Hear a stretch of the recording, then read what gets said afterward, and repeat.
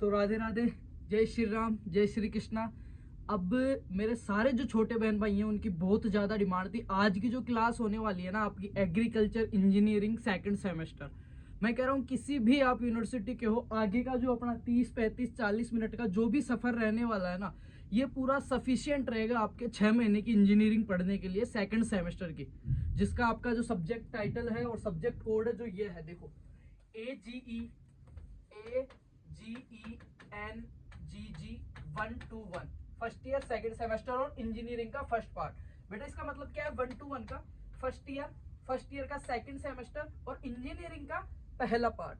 Volume थोड़ी सी हो सकता है आपको डाउन आ रही हो तो आप या तो ईयरफोन लगा के देखना, क्योंकि अगला जो भी इस क्लास का एंड तक जो सेशन रहने वाला है इसमें ये टोटल जो 12 के 12 टॉपिक्स है। एक मिनट, सब्जेक्ट टाइटल मैं आपको बता देता हूँ, introductory soil and water conservation engineering. क्या है? Introductory soil and water conservation. Introductory का मतलब क्या होता है? परिचयात्मक। अपन कहते हैं ना किसी को इंट्रो दे रहा हूं मैं मेरा, तो परिचयात्मक। परिचयात्मक आगे क्या है? सोइल एंड वाटर कंजर्वेशन, मृदा और जल, मृदा व जल संरक्षण। जल संरक्षण क्या है बेटा? मृदा व जल संरक्षण अभियांत्रिकी। इंजीनियरिंग को हिंदी में क्या कहते हैं? अभियांत्रिकी। अभियांत्रिकी। अब अगला जो कुछ टाइम का या कुछ घंटे का जो सफर है उसमें उम्मीद करता हूँ मेरे सारे छोटे बहन भाई मेरा साथ देंगे, और मुझे पूरा भरोसा है आपके ऊपर। इतना नहीं, पूरा जितना हो सकता था। और कितना भरोसा किया जा सकता है अकेले आदमी से, है ना? जितना पूरा भरोसा है मेरे को आपके ऊपर कि अगले कुछ टाइम तक जब तक ये क्लास चलेगी आप मेरे साथ हो। और स्टार्ट होने से पहले इस क्लास को अपने जितने भी यार दोस्त हैं, जितने भी आपके स्टेटस पे आप लगा सकते हो, व्हाट्सएप पे, इंस्टाग्राम पे, टेलीग्राम के जितने भी आपके ग्रुप्स हैं, जो भी सेकंड सेमेस्टर का बच्चा है किसी भी यूनिवर्सिटी से जिसका बच्चे का कल का पेपर है, उसको एक बार शेयर कर दोगे और क्लास को लाइक करके एक प्यारा सा कमेंट दे दोगे मेरे को, क्योंकि और मेरे को आपसे कुछ भी नहीं चाहिए। और बता दूं ये क्लास बहुत मुश्किल से शूट हो रही है, क्योंकि मैं सुबह विचार था सुबह ही ये क्लास अपलोड करने का, और जैसे ये क्लास अपनी एंड होगी इसका गेस्ट पेपर आपको मिल जाएगा। मतलब जब अगर अभी आप क्लास देख रहे हो ना, तो अगले 40 मिनट या 45 मिनट बाद में आपको गेस्ट पेपर का वीडियो भी मिल जाएगा, नोटिफिकेशन आ जाएगा, ये आप चेक कर लेना बेटा एक बार। बाकी ये मैं गारंटी दे रहा हूँ, इसमें 12 टॉपिक्स हैं आपके, ठीक है? उसको दोबारा लिखना पड़ेगा। इसमें है बेटा आपके 12 टॉपिक्स हैं, 1 से लेके 12। और इन 12 टॉपिक्स में क्या क्या है उसका लगभग है ना 99% में निचोड़ दूंगा इस क्लास में। चाहे आपने पहले कुछ पढ़ा हो चाहे नहीं पढ़ा हो, पीडीएफ नोट्स की हो या नहीं हो, कोई फर्क नहीं पड़ेगा, लगभग निचोड़ कर दूंगा मैं। और है क्या इसमें, देखो सब्जेक्ट टाइटल देखना इसका। पहले सब्जेक्ट टाइटल मैंने क्या लिखा था? परिचयात्मक। परिचयात्मक। परिचयात्मक मृदा व जल संरक्षण अभियांत्रिकी। अभियांत्रिकी, ठीक है? यही था ना। अब इसके पूरे टॉपिक्स में देखो अपने पास दो ही चीज आ रही है। एक तो आ रहा है अपने पास मृदा और जल, पहली चीज तो आ रही है बेटा अपने पास सोइल, देन सेकंड चीज अपने पास आ रही है वाटर, और थर्ड जो चीज आ रही है अपने पास वो आ रही है कंजर्वेशन, संरक्षण। कंजर्वेशन, संरक्षण किसको कहेंगे? कंजर्वेशन को, समझ रहे हो? और हिंदी और इंग्लिश दोनों में पढ़ाने वाला हूं मैं, ठीक है? कंजर्वेशन या संरक्षण। अब संरक्षण का मेरे को एक नॉर्मल सी चीज बताना, किसी चीज का कंजर्वेशन मैं कब करूंगा या संरक्षण कब करूंगा? जैसे अपना अभी बाघ संरक्षण प्रोजेक्ट, अपना टाइगर रिजर्व प्रोजेक्ट है, वो कब कर रहे हैं? संरक्षण कब करते हैं किसी चीज का? या तो अपने पास उसकी कमी हो गई हो, या तो अपने पास इन फ्यूचर उसकी कमी होने वाली है, कि पानी की कमी होने वाली है या मृदा की कमी होने वाली है। तो बेटा मृदा की कमी कैसे होगी? धरती तो इतनी बड़ी है, मृदा की कमी कैसे होगी? तो अपन पढ़ रहे हैं एग्रीकल्चर, तो एग्रीकल्चर में अपन इसको क्या बोलेंगे? सोइल नहीं, लैंड बोलेंगे। क्या बोलेंगे? लैंड। अपनी एग्रीकल्चरल जो भूमि होती है या एग्रीकल्चरल जो अपने खेत है उसको अपन क्या बोलेंगे? मृदा सतह, लैंड बोलेंगे, ठीक है? कि मेरे पास इतनी लैंड है एग्रीकल्चर करने के लिए, राइट? और लैंड का नुकसान कैसे हो रहा है भाई? नुकसान होगा तभी तो संरक्षण करूंगा। चीजें क्लियर करो, कॉन्सेप्ट। इंजीनियरिंग पढ़ रहे हो, पहला पार्ट है, आगे बहुत सारी इंजीनियरिंग आएगी आपकी, ठीक है? तो मृदा का संरक्षण कब करूंगा? जब मृदा का नुकसान होगा। और मृदा का नुकसान किससे होगा बेटा? मेरा मृदा अपरदन से। जिसको क्या बोलेंगे, मृदा अपरदन या मृदा क्षरण, या क्या बोलेंगे बेटा, सोइल इरोजन बोलेंगे। भाई किसी चीज का संरक्षण कंजर्वेशन तभी तो करते हैं जब वो अपने से निकल रही हो या अपने पास कमी हो रही हो या उसका नुकसान हो रहा हो, तभी तो नुकसान हो रहा है तभी तो बचाऊंगा। संरक्षण को मैं कह सकता हूँ बचाव करना बेटा। और बचाव कब करते हैं, पैसे का बचाव अपन कब करते हैं, या अपने खुद का बचाव डिफेंड अपन खुद को कब करते हैं, जब अपने ऊपर कोई मुसीबत आ गई हो या अपन मरने वाले हो, या फिर अभी आप क्लास देख रहे हो खुद को बचाने के लिए, ठीक है, खुद को संरक्षण करने के लिए। किसके लिए, कि आपको बेक नहीं आए। और क्यों देखना पड़ रहा है, क्योंकि आपके पास नॉलेज नहीं है, टीचर नहीं थे। चीज समझ रहे हो, किसी चीज की कमी थी तभी तो आपने रिजर्व किया, तभी तो संरक्षण किया। और कमी कैसे होगी मृदा की, अब कोई बच्चा सोचेगा यार माटी तो इतनी सारी, उसकी कमी कैसे होगी, तो वो होगी बेटा अपरदन सोइल इरोजन के द्वारा। किससे होगी, सोइल इरोजन के द्वारा कमी होगी। तो अपने को एक तो चीज पढ़ना, समझना आप सिलेबस क्या कह रहा है। एक तो अपने को पढ़ना है सोइल के बारे में, देन सोइल की हो गई अपने पास बेटा क्या, कमी, तो सोइल इरोजन। इरोजन के बाद में अपने को क्या करना था, संरक्षण कंजर्वेशन करना है। कंजर्वेशन तो इसमें पढ़ेंगे अपन सोइल इरोजन को कम करने वाले, पहले तो पढ़ेंगे इरोजन क्या होता है, इरोजन के टाइप्स क्या होते हैं, देन अपन पढ़ेंगे इरोजन को कम करने वाले जो आपके टाइप्स हैं वो। तो उसमें होगा संरक्षण या मृदा संरक्षण की विधियां। उसके बाद में बेटा शब्द आता है आपके पास वाटर। क्या आता है बेटा, वाटर। अब पानी का नुकसान, अपने एग्रीकल्चर पढ़ रहे हो तो एग्रीकल्चर के अंदर पानी का नुकसान किस प्रकार से होगा, पानी का नुकसान बहुत प्रकार से होता है। और पानी का संरक्षण किस प्रकार से करेंगे, जिसको अपन कहते हैं नमी संरक्षण, मॉइस्चर कंजर्वेशन। देखा है नमी संरक्षण कैसे करते हैं, अभी मैं बताऊंगा, है ना। नमी संरक्षण करेंगे अपन, और पानी के द्वारा भी मृदा का कटाव होता है, तो वो सारी चीजें पढ़ेंगे। उसके बाद में हमने जब ये चीज देख ली बेटा, सोइल के बारे में देख लिया, सोइल इरोजन देख लिया, देन हमने देखा कि सोइल इरोजन के टाइप्स क्या क्या है, किस प्रकार से मृदा की हानियां हो रही है। जब मुझे ये पता है ना मेरा पैसा किस हिसाब से उड़ रहा है, फोन पे में ज्यादा जा रहा है या पेटीएम से मैं छोटे छोटे पेटीएम ज्यादा पेमेंट ज्यादा कर रहा हूँ, तो मैं क्या करूंगा, बचाव में उन दोनों को हटा दूंगा, अनइंस्टॉल कर दूंगा फोन से, तो कुछ हद तक मेरा ऑनलाइन पैसा जो जा रहा है वो बच जाएगा। तो पहले मेरे को ये पता चला है कि सोइल नुकसान किसको कहते हैं, किस हिसाब से सोइल का अपने पास नुकसान हो रहा है, किन किन टाइप से, और मैं किस प्रकार से उनका संरक्षण कर सकता हूँ। वहां पे एक चीज क्लियर हो गई। फिर दूसरी चीज आई वाटर का नुकसान किस किस प्रकार से हो रहा है, वाटर को किस हिसाब से मैं रोक सकता हूँ। दो चीज क्लियर हो गई। अब मेरे खेत था, खेत में मैंने दोनों चीजें रोक दी। उसके बाद में क्या आएगा, मैंने पानी का भी रोक लिया और सोइल को भी रोक लिया। उसके बाद में आएगा बेटा मेरे को सिंचाई करनी है, मेरे को फसल लेनी है। उसके बाद में अपन पढ़ेंगे ड्रिप मेथड और फव्वारा विधि, ड्रिप विधि और फव्वारा विधि। अब ड्रिप और फव्वारा तो मैं चला लूंगा, पर उसके लिए मेरे को क्या चाहिए, पंप सेट चाहिए बेटा। क्या चाहिए, पंप सेट, पंप सेट चाहिए। तो types of pump set and part of pump set, ये आपका कंप्लीट सिलेबस है बेटा, देख लो। Introductory to soil and water conservation and soil erosion. फिर आगे देखना definition and agents of soil erosion, soil erosion and water erosion, clear, soil erosion and water erosion, ठीक है। उसके बाद में देखना forms of soil erosion, raindrop, sheet and rill gully, ये भी पढ़ेंगे। उसके बाद में गली क्लासिफिकेशन और कंट्रोल मेजर, उस गली के द्वारा जो नुकसान हो रहा था उसके मेजर और उसका रोकने का। उसके बाद में देखते हैं सोइल लॉसेज व universal soil losses, RKSLP, universal soil losses वाली, ठीक है, इरिडेबिलिटी वाली, ये भी मैं पढ़ाऊंगा। उसके बाद है प्रिंसिपल्स ऑफ इरोजन कंट्रोल, मैंने बताया भाई इरोजन किससे हो रहा था, उनको कंट्रोल करूंगा मैं, ठीक है। वाटर हार्वेस्टिंग, वाटर हार्वेस्टिंग मैंने कहा ना, जल की बचत कैसे करेंगे, जिन जो ड्राई एरियाज है उनमें पानी की कमी हो गई बेटा, तो उनमें क्या करेंगे अपन, वाटर हार्वेस्टिंग करेंगे। और वाटर हार्वेस्टिंग को क्या कहते हैं, जल संरक्षण या जल क्या कहते हैं उसको, इकट्ठा करना।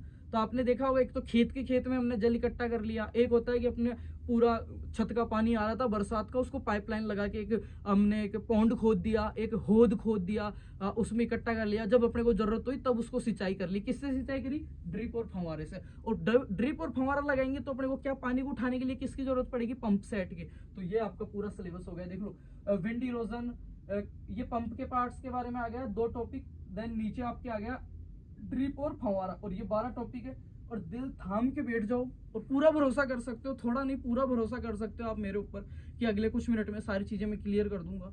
और मैं भी आप पे पूरा भरोसा कर रहा हूँ, तो इस भरोसे पे मट्टी पे लीद मत कर देना। मेरी वीडियो को ज्यादा से ज्यादा शेयर कर देना, प्यारा सा कमेंट कर देना, ये इस पेपर देख लेना, और कल बिल्कुल पॉजिटिविटी के साथ पेपर देख के आना। इस सब्जेक्ट में 2 क्रेडिट सब्जेक्ट और बहुत अच्छे स्कोर करोगे, ठीक है। फर्स्ट सेमेस्टर में क्या हुआ नहीं हुआ डज नॉट मैटर, पर अब आपकी बहुत अच्छी OGPA बनानी है, एक अच्छा स्टूडेंट तैयार करना है मेरे को।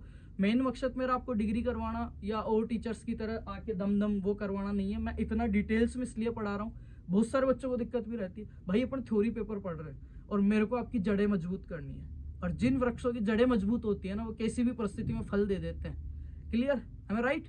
भाई जिन वृक्षों की जड़ें मजबूत होती है ना, वो किसी भी परिस्थिति में, किसी भी एनवायरमेंट में, कहीं पे भी वो फल दे सकते हैं और खुद को सरवाइव करा सकते हैं। और मेरा मोटिव ही यही है कि आपको सरवाइव करवा सकूं, आप फल दे सको। कोई सा भी आपका एग्जाम हो आगे जाके, प्री पीजी, एमएससी का हो या जेआरएफ का हो या फिर कोई कॉम्पिटेटिव एग्जाम हो या आपका थ्योरी पेपर हो, आप सब में अच्छा करो। और अच्छा कब करोगे? जब आपके बेसिक्स क्लियर होंगे, जब चीजें आपको ओवरऑल पता होगी कि इसका मतलब क्या है। इंजीनियरिंग पढ़ क्यों रहा हूँ यार सेकंड सेमेस्टर में मैं, ठीक है, जब आप कर पाओगे। ऐसे नहीं आया हाँ सॉइल एंड कंजर्वेशन विद्या दम दम न लिखो और खत्म बात, ठीक है, और बातें बाद में करेंगे। तो यहाँ तक आ गए हो तो क्लास को कर देना। अब मैं करता हूँ बेटा शुरू। ये लो, सबसे पहली चीज है अपने पास, आपने सुना केंद्रीय कृषि अभियांत्रिकी संस्थान, जो कहाँ पे, एक तो अपना भोपाल में है एग्रीकल्चर इंजीनियरिंग का, दूसरा अपना CIPHET है, CIPHET, एक है अपना CIPH, वो है लुधियाना पंजाब। कहाँ पे है? लुधियाना पंजाब। ये कौन सा है? कटाई उपरांत तकनीकी अनुसंधान संस्थान, जो वो कहाँ पे है? लुधियाना पंजाब में। तो दो चीजें तो ये क्लियर हो गई पहले, अपने इंस्टीट्यूट भोपाल और लुधियाना पंजाब, जो कि आपके पार्ट एम में जो न्यू टाइप जो आते हैं ना ऑप्शनल क्वेश्चन, उनमें आ सकता है। अब आगे चलते हैं बेटा, अब दिल थाम के बैठ जाना है ना। ये आपका सब्जेक्ट टाइटल हो गया, ये आपका सब्जेक्ट कोड हो गया। अब सब्जेक्ट टाइटल, मृदा एवं जल संरक्षण का परिचय तथा मृदा अपर्दन के कारक, हिंदी और इंग्लिश दोनों में पढ़ेंगे। Introduction to the soil and water conservation and cases of soil erosion. सबसे पहले बात सोइल की आ रही है, तो इसका पार्ट ए सोल करते हैं। सोइल जो है वो लेटिन भाषा के सोलम सबसे बना हुआ है। सोइल जो है, और ये नोट्स थोड़ी सी राइटिंग खराब हो सकती है, पर तुम्हारे भाई ने हैंड राइटिंग तैयार की है सिर्फ तुम्हारे लिए, सिलेबस सामने रख के, ठीक है, बेस्ट से बेस्ट नोट्स तैयार किए हैं, है ना, तो थोड़ा सा कोऑपरेट कर लेना, है ना। सोइल लेटिन भाषा का शब्द है, जिसका अर्थ क्या होता है? सोलम। सोलम से लिया गया है, जिसका अर्थ होता है फ्लोर या फर्श या सतह। क्या होता है? फ्लोर, फर्श या सतह होता है। Soil is a Latin word. Okay, father of soil science, father of soil science कौन है? पढ़ाया हुआ है, ठीक है, कमेंट कर देना, father of soil science comment कर देना। देन सोइल साइंस के दो कॉन्सेप्ट्स है बेटा, पेडोलॉजी और इडेफोलॉजी। पेडोलॉजी मैंने समझाया था, जहां पे पेड़ का नाम आ रहा है, मतलब पेड़ का नाम, PEDO, पेडो। और एक और शब्द आता है पेडोन। पेडोन क्या है? सोइल की सबसे छोटी यूनिट, ये अपन कह सकते हैं सोइल का सबसे छोटा भाग जो होता है, ये सिंगल कण जो होता है, सबसे स्मॉलेस्ट जो यूनिट होती है सोइल की, उसको क्या बोलते हैं बेटा? पेडोन बोलते हैं। और पेडोलॉजी, अब समझना, पेडोन और पेडोलॉजी। पेडोलॉजी में क्या स्टडी करते हैं बेटा? Origin of soil, classification of soil, mapping of soil, ठीक है। ओरिजिन ऑफ सॉइल, सॉइल की उत्पत्ति कैसे हुई, फॉर्मेशन उसका कैसे हुआ, देन कहाँ पे कौन सी सॉइल पाई जाती है और उसका कितने प्रकार की होती है, वो करेंगे पेडोलॉजी में। यहाँ पे पेड़ का नाम आ रहा है, होना चाहिए यहाँ पे क्या? ट्री से संबंधित, पर ऐसा कुछ नहीं है, समझ गए। तो पेडोन क्या होता है? सॉइल की सबसे छोटी यूनिट। दूसरी होती है बेटा इडेफोलॉजी। इडेफोलॉजी में क्या करते हैं? ये सॉइल सरफेस, एक सॉइल और एक प्लांट के बीच में जो इंट्रा रिलेशंस हैं, बिटवीन रिलेशंस जो है इस दोनों के बीच में, क्या क्या रिलेशन हो सकते हैं एक प्लांट और सॉइल के बीच में? किस हिसाब से न्यूट्रिएंट ऑब्जर्व कर रहा है, किस प्रकार से ये ह्यूमिडिटी, नमी ऑब्जर्व कर रहा है, इसके बीच में जो रिलेशन है ना दोनों के, पौधा और मृदा के बीच में जो रिलेशन है, उनको किसमें पढ़ते हैं?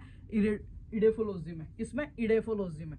और इसमें पेडोलॉजी में क्या पढ़ते हैं? पेडोलॉजी मतलब सोइल का ओरिजिन, और पेडोलॉजी से एक शब्द है पेडोन, मतलब सोइल की सबसे स्मार्टेस्ट यूनिट होती है बेटा पेडोन। एक बार मैं देख लेता हूँ, कैमरा कंटिन्यूस है ना सारा, ठीक है, सारा सही चल रहा है।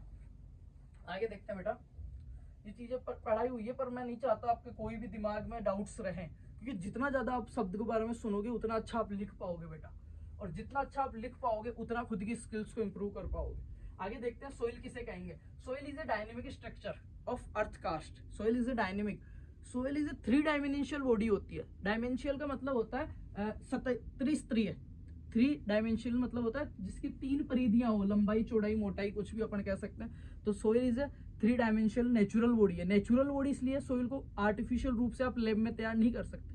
मृदा वह कृत्रिम या मृदा वह प्राकृतिक पदार्थ है जो बहुत सालों से बहुत ज्यादा ताप और दाब से खनिज पदार्थों, आपका जो जैविक पदार्थ हो, उनसे तैयार किया जाता है। तो देखो, soil is a natural 3 dimensional body, ठीक है। Structure of the earth crust which plants grow minerals and organic matter, जो क्या करते हैं? प्लांट्स को ग्रो करने के लिए क्या देता है अपने को? स्थान देता है, ठीक है। अगर हिंदी में इसकी बात करें तो मैंने बता दी सोइल की डेफिनेशन, बहुत पहले पढ़ाया हुआ है। बाकी आगे चलते हैं, सोइल कंजर्वेशन। सोइल की डेफिनेशन ये बताइए कि बार बार सोइल वर्ड आएगा। सोइल कंजर्वेशन किसे कहेंगे? मृदा संरक्षण। अब देखो, plants and develop confirmed practices for soil erosion control, measure of water necessary for sustainable productivity of land, इस चीज को समझना। मृदा संरक्षण में किसको कहूंगा, यहाँ पे देखो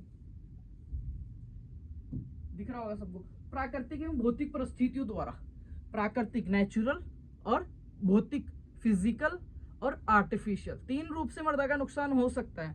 पहला हो सकता है नेचुरल, प्राकृतिक परिस्थितियों के द्वारा, दूसरा हो सकता है भौतिक, फिजिकल, कुछ फिजिकल एक्टिविटी हुई ट्रैक्टर के द्वारा, नहर के द्वारा, लैंड के द्वारा, ठीक है, उनके द्वारा हो सकता है। तीसरा होता है आर्टिफिशियल, मनुष्य के द्वारा किया गया, ठीक है। तो इन तीनों विधियों के द्वारा देखो, प्राकृतिक एवं भौतिक परिस्थितियों द्वारा जो मृदा कटाव होता है, इस स्थिति को रोकने के लिए जो क्रियाएं अपनाई जाती है उसे मृदा संरक्षण कहा जाता है। उसे रोकने के लिए जो क्रियाएं अपनी जाती है उसको क्या करते हैं, सोइल कंजर्वेशन कहते हैं, मृदा संरक्षण कहते हैं। अब बात आती है बेटा अपने पास बार बार सोइल कंजर्वेशन टाइटल में दिया, कंजर्वेशन करेंगे कब, जब इरोजन होएगा।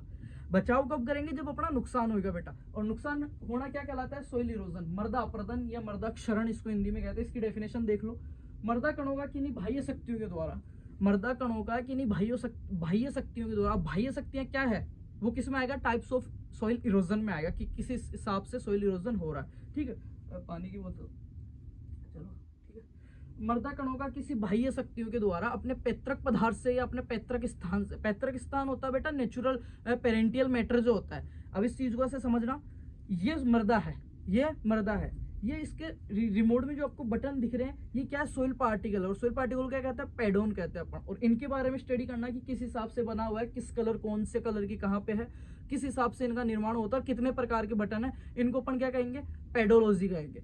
और इस बटन का उस टीवी से क्या संबंध है, उसको अपन क्या कहेंगे, इडेफोलॉजी कहेंगे। क्लियर बेटा यहाँ तक। अब मैंने कहा है कि ये बटन अगर टूट के जा रहे हैं, ये बटन टूट के जा रहे हैं, उसको कहेंगे सोइल इरोजन। और मैंने एक चीज यूज की है इसमें, क्या, पैतृक पदार्थ से, अपने नेचुरल जो पेरेंटियल मैटर है उससे टूट के, मतलब ये यहाँ पे अपने आप लगे हुए थे, किसी ने लगाया नहीं, पैतृक पदार्थ यहाँ पे लगे हुए हैं, और यहाँ से अपने इस पैतृक पदार्थ से ये टूट के अगर जा रहा है, उसको मैं क्या कहूंगा, सोइल इरोजन कहूंगा। अब किस किस से टूट के जा रहा है वो बाद में पढ़ेंगे, सोइल इरोजन उसको कहूंगा। ये देखना, मृदा के कणों का किन्हीं बाह्य शक्तियों के द्वारा अपने पैतृक पदार्थों के से द्वारा एक स्थान से दूसरे स्थान पे चले जाना क्या कहलाता है, सोइल इरोजन कहलाता है। Soil erosion is defined as the detachment and transportation. Detachment का मतलब होता है हटना बेटा, लाइक डिटेचमेंट, ये इसके चपका हुआ था, ये सोइल पार्टिकल है, ये सोइल है, ये इसके नेचुरल मैटर के चपका हुआ। पहला होगा डिटेचमेंट, पहले क्या होगा उसका, डिटेचमेंट होगा बेटा। डिटेचमेंट मतलब होता है किसी को अटैचमेंट नहीं हो जाता क्या, जैसे आपको मेरे से अटैचमेंट हो गया, कल को आप डिटेचमेंट कर लोगे मेरे से, आई नो,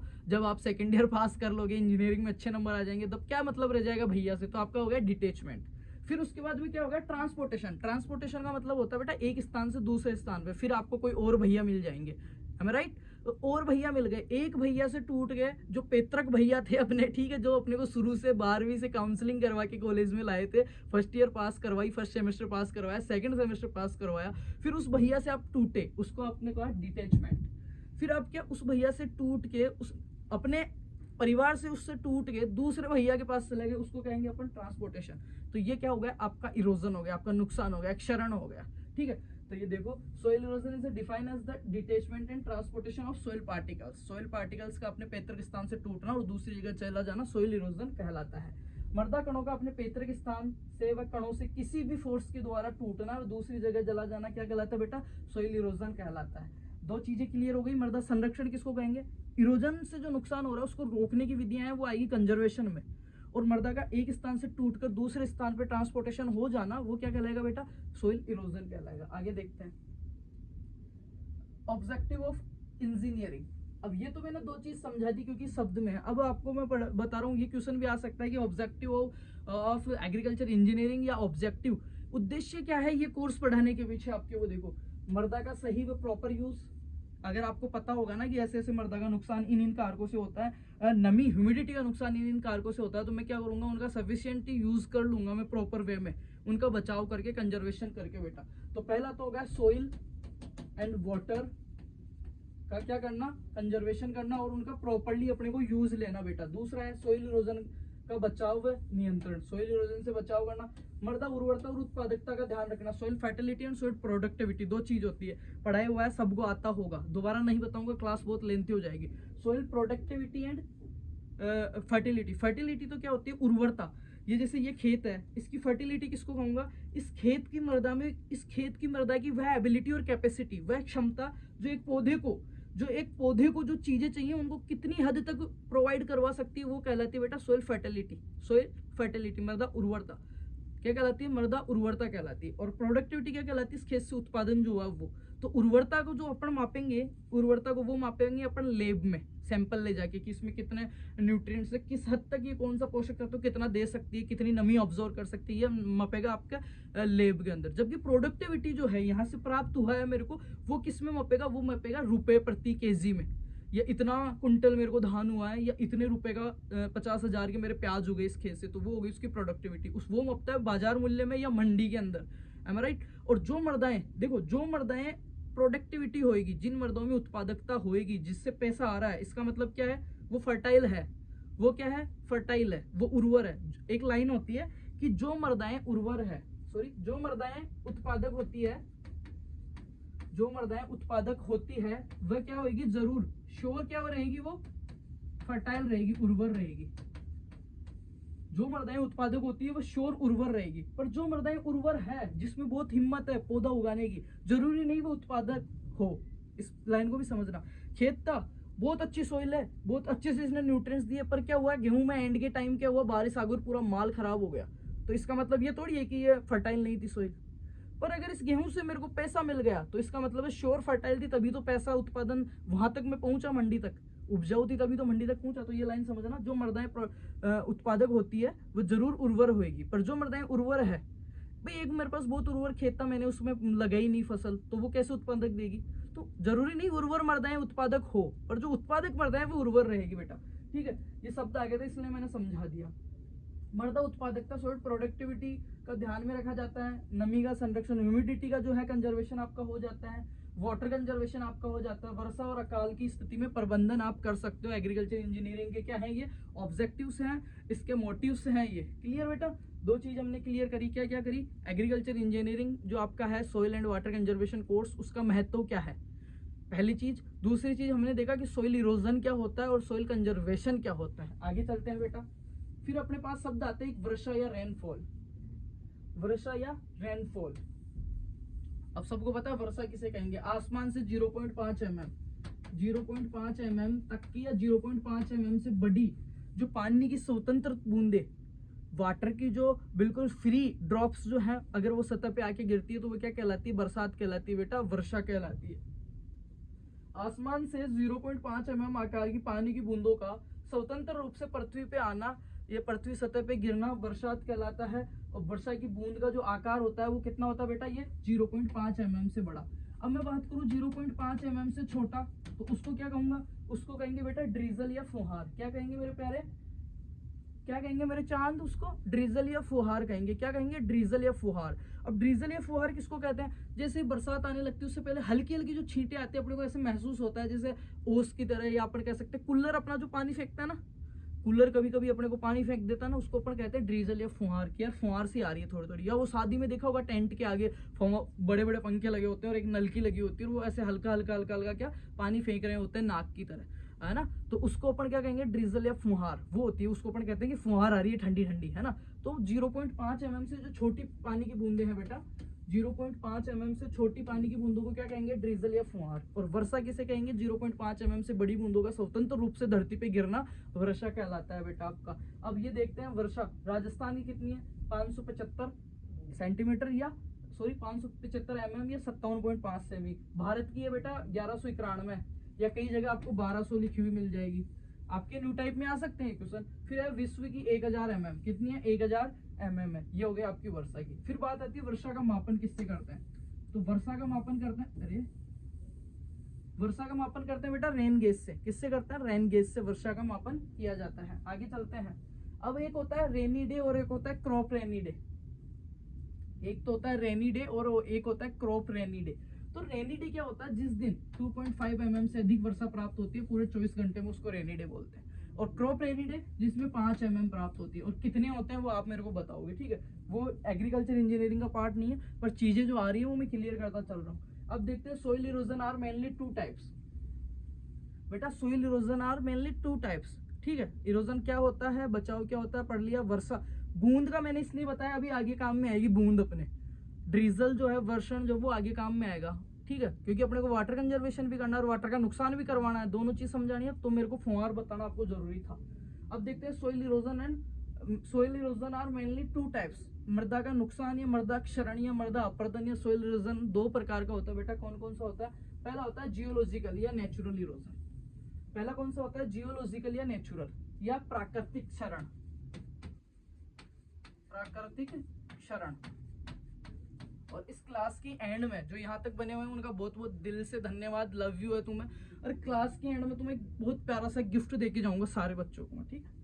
प्राकृतिक क्षरण नेचुरल होता है, ये क्या होता है? सामान्य रूप से होता है, ऐसे कोई खास बात नहीं है, हानिकारक नहीं होता है। सोइल फॉर्मेशन बराबर सोइल इरोजन, मतलब जितना मर्दा छोटा मोटा कटाव हो रहा है प्रकृति के द्वारा, अपन कुछ नहीं कर सकते इसमें, जो प्रकृति के द्वारा हो रहा है उतनी मर्दा बन भी रही है।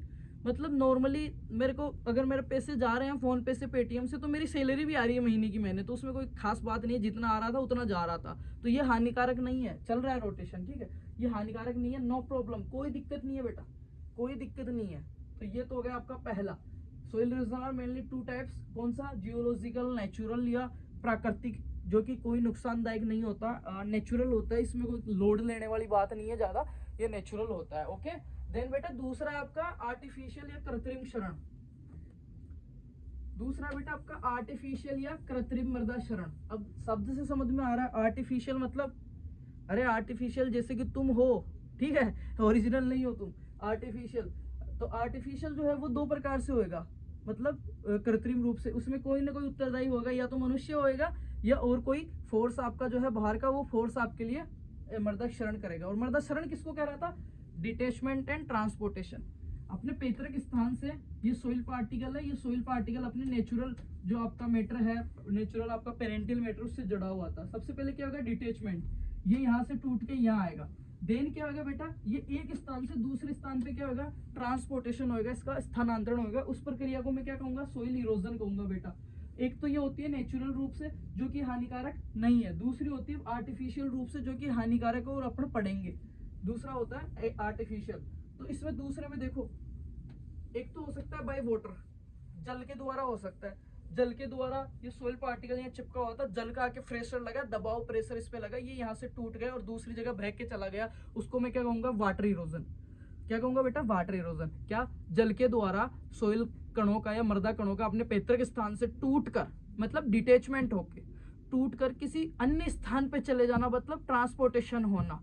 किसके द्वारा? बेटा पानी के द्वारा, उसको क्या कहूंगा मैं? वाटर इरोजन कहूंगा। दूसरा बेटा एयर या वाइंड इरोजन, हवा के द्वारा मृदा क्षरण। अब हवा के द्वारा सेम चीज है, मृदा का अपने पैतृक स्थान से या मृदा कणों का अपने नेचुरल जो पेरेंटियल मैटर है उससे डिटेचमेंट होना और दूसरी जगह ट्रांसपोर्टेशन हो जाना। किसके द्वारा? By air, by air force के द्वारा। एयर फोर्स वो वाली नहीं, वाइंड फोर्स जिसको अपन कह सकते हैं, वायु दबाव के कारण या वायु का प्रेशर जो है उसके कारण एक पार्टिकल का टूटना, डिटेचमेंट होना और ट्रांसपोर्टेशन हो जाना क्या कहलाता है बेटा? आपका एयर इरोजन कहलाता है। तीसरा आपका वेव या लहर जिसको कहते हैं, वेव या लहर अपरदन। इसमें क्या होता है? वाटर प्लस विंड दोनों, वाटर प्लस विंड दोनों। पहले आई जबरदस्त आंधी, तो कुछ कण तो अपने उड़ गए आंधी में, फिर आया अपना जबरदस्त बारिश, तो कुछ टूट के चले गए पानी से। दोनों चीजें साथ हो रही है, उसको कहेंगे वेव इरोजन। तो इसको अभी अपन छोड़ते हैं। अभी अपने को दो चीज पढ़नी है मेनली, क्या क्या बेटा? आपका वाटर इरोजन और एयर इरोजन, ठीक है। इरोजन तो समझ में आ गया ना क्या होता है। अब ये एक ही चैप्टर यहाँ पे खत्म कर दूंगा मैं, वाटर वाला पूरा, और इसको थोड़ा ध्यान से समझ लेना, दिख रहा है कि नहीं दिख रहा आपको। बाकी ये पीडीएफ की नोट्स भेज दूंगा। ये क्या, मैंने कल यार बहुत जल्दीबाजी में बैठ के बनाए थे। जल्दीबाजी का ये मतलब नहीं मैटर में कमी है, मैटर में कोई कमी नहीं है, समझाने में कोई कमी नहीं है। राइटिंग गंदी है तो अलग बात है मेरी, है ना, ठीक है। पढ़ा आ गया, ठीक है बेटा। मैंने बताया वाटर इरोजन। वाटर इरोजन कितने प्रकार का होता है मेनली? देखो 1 2 3 4 एंड 5 प्रकार का है, क्लियर। पहला कौन सा बेटा? सल्पेश। क्या? सल्पेश या उच्छलन, इसको अपन कह सकते हैं। उच्छलन नहीं, इसको क्या बोलते हैं यार हिंदी में? आप सल्पेश याद रखो, हिंदी में मैं बता दूंगा, ऐसा आप कंफ्यूज हो गए। पहला कौन सा बेटा? सल्पेश इरोजन। और पढ़ क्या रहे बेटा? Water erosion. वाटर इरोजन का मतलब क्या होता है बेटा? वाटर इरोजन का मतलब क्या होता है? सोइल पार्टिकल्स थे, सोइल पार्टिकल्स थे अपने पेरेंटल मैटर से जुड़े हुए थे, पानी आया, पानी क्या किया, पहले तो इसको डिटेचमेंट किया, यहाँ से इसको हटाया, यहाँ से हटा दिया इसको, फिर क्या किया, इसका ट्रांसपोर्टेशन किया, one palace to another place, am I right, one palace to another place, इसको बहा के लेके गया। उस सारे प्रोसेस को क्या कहूंगा, वाटर इरोजन, मृदा का पानी के द्वारा क्षरण। तो ये कितने प्रकार से हो रहा है वो मैं पढ़ लेता हूँ, फिर बताऊंगा इसको मैं बचाव कैसे कर सकता हूँ, कंजर्वेशन कैसे कर सकता हूँ इसका, ठीक है। तो अभी देखते हैं पहला सल्फेस इरोजन। क्या है बेटा सल्फेस, ये क्या होती है, first stage of water erosion, first stage of water soil erosion by water, okay. जल के द्वारा मृदा क्षरण की, जल के द्वारा मृदा क्षरण या मृदा अपरदन की पहली अवस्था है सल्फेस इरोजन। ये क्या होता है, रेन ड्रॉप की साइज व तीव्रता पे निर्भर करता है। ये बरसात की बूंद की, यह बरसात की बूंद की तीव्रता, डेंसिटी, ओके, तीव्रता और उसकी साइज पे, उसके साइज पे डिपेंड करता है और कम हानिकारक है, ज्यादा नुकसानदायक ये नहीं है सल्फेस। अब सल्फेस का सीधा सा उदाहरण तुम्हें मैं बताता हूँ, इसको ऐसे समझना। जैसे मेरे पास कुछ दिख नहीं रहा मेरे को, जैसे ये पेपर है मेरा, बहुत अच्छे से मैं समझाऊंगा, अभी आएगा समझ में, देखना। इस माउस के ऊपर हल्की हल्की डस्ट से दिख रही है ना आपको, जैसे ये सोइल है, ये अपन, मैं सीधा से तुम्हें समझाऊं तो अपने जो चद्दर वगैरह लगे होते हैं ना, टिन शेड वगैरह, है ना, ये हल्की सी बरसात हो रही है और बाहर अपनी चप्पल खुली हुई है, अपने स्लीपर या जूते पड़े हुए हैं, तो क्या होता है, हल्की सी जब बरसात आती है, ये बरसात की बूंद है, ये यहाँ पे आके गिरी दम से, ये देखना, ये आके यहाँ पे गिरी सल्फेस इरोजन में, फर्स्ट स्टेज है वाटर इरोजन वाले की। ये सबसे पहले क्या होगा, बरसात आएगी। अब बरसात की बूंद दो प्रकार की मैंने बता दी, अगर 0.5 साइज से मोर देन 0.5 उसका साइज है तो वो क्या कहलाएगी, ड्रॉप, बूंद कहलाएगी, और लेस देन 0.5 mm अगर उसका है तो वो क्या कहलाएगी, ड्रिजल या फुहार कहलाएगी बेटा, ड्रिजल या फुहार कहलाएगी। अभी यहाँ पे आके बूंद गिरी, ये यहाँ पे आके गिरेगी, तो यहाँ पे जो सोइल थी वो क्या, सोइल के पार्टिकल्स ये आके ऐसे गिरी तो छितर बितर हो जाएंगे, छितर बितर हो जाएंगे, तो वो अपने, आपने देखा होगा हल्की सी बरसात आती है तो अपनी चप्पल वगैरह पे छोटे छोटे आपको सोइल के पार्टिकल्स लगे हुए मिलेंगे, छींटे लगे हुए मिलेंगे, उसको क्या कहते हैं, सल्फेस। तो वो ज्यादा दूर नहीं जा पाता, वो वहीं उछल के वहीं पे गिर जाता है, तो ज्यादा नुकसानदायक ये नहीं है, पहली स्टेज है। और जितनी मोटी बूंद ऊपर से गिरेगी, जैसे भारी बूंद अगर गिर रही है तो वो ज्यादा दूर तक उसको फैला पाएगी, सोइल के पार्टिकल ज्यादा उछल के जा पाएंगे, है ना। और छोटी बूंद अगर आ रही है, बारिश की हल्की हल्की फुहारें आ रही है, तो इतना नहीं, चप्पल पे इतना माटी नहीं जमेगी अपने, है ना, जैसे इस पे जम रखी है अभी थोड़ी थोड़ी। समझ गए होंगे मैं क्या कहना चाह रहा हूँ, अभी मेरे पास फोटो नहीं है एक्सप्लेन करने के लिए, बाकी जहां तक समझ में आ गया आपके क्या होता है। कम हानिकारक है वो, जो आपकी रेन ड्रॉप है उसकी इंटेंसिटी प्लस उसकी साइज पे डिपेंड करता है, फर्स्ट स्टेज है, ज्यादा नुकसानदायक नहीं होता है। यहाँ पे इसका मामला खत्म मेरे प्यारे बच्चों। अब आगे देखते हैं मेरी जान, अगला है सीट इरोजन। क्या है, सीट इरोजन, ये इसको कहते हैं सतह क्षरण, सतह क्षरण क्या कहते हैं, सीट इरोजन या सतह क्षरण। और सबसे नुकसानदायक, एग्रीकल्चर की दृष्टि से सबसे नुकसानदायक है, दूसरे नंबर का है, ठीक है। कृषि की दृष्टि से सबसे हानिकारक है, एग्रीकल्चर की दृष्टि से सबसे हानिकारक है। मृदा उर्वरता का नुकसान होता है, मृदा उर्वरता का, इसमें क्या होता है, देखो जैसे मानो ये पेज है, ये सोइल है मेरी, सोइल सरफेस है, और ये जो आपको ये दिख रहे हैं इसमें ब्लैक ब्लैक, ये सारे क्या न्यूट्रिएंट्स हैं, ऑर्गेनिक मैटर है, सारी चीज है, और मृदा बहुत उपजाऊ है, ये इसकी क्या है, सोइल फर्टिलिटी है। और सोइल फर्टिलिटी क्या होती है, मैंने बताया था कि इस प्लांट को ये सोइल कितने रूप में, किस हिसाब से, कितनी इसकी कैपेसिटी और एबिलिटी है कि ये न्यूट्रिएंट्स प्रोवाइड करवा रही है, उस क्षमता को सोइल फर्टिलिटी कहते हैं। और मैंने एक चीज लिखी है, सोइल फर्टिलिटी की तरफ से ये सबसे हानिकारक है बेटा।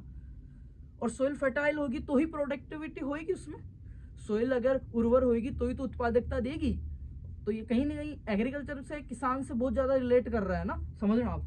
तो इसमें क्या होगा, सीट इरोजन है ये, इसमें क्या होगा, सतह अपने को दिखेगा नहीं, और धीरे धीरे ये जितने भी न्यूट्रिएंट्स वगैरह आपको दिख रहे हैं ये इसमें घुल के निकल जाएंगे, और अपनी मृदा हो जाएगी ऐसी, कैसी हो जाएगी, ऐसी। तो न्यूट्रिएंट्स वगैरह तो सारे चले गए, मतलब उर्वरता उसकी चली गई, और अपने को किसान है, अपने को उर्वरता से मतलब है, तो ये क्या हुआ, अपना सबसे ज्यादा नुकसानदायक हो गया। मृदा उर्वरता का नुकसान होता है, खेत का कैंसर कहलाता है बेटा, नग्न आंखों से नहीं देखा जा सकता, पता भी नहीं चलता।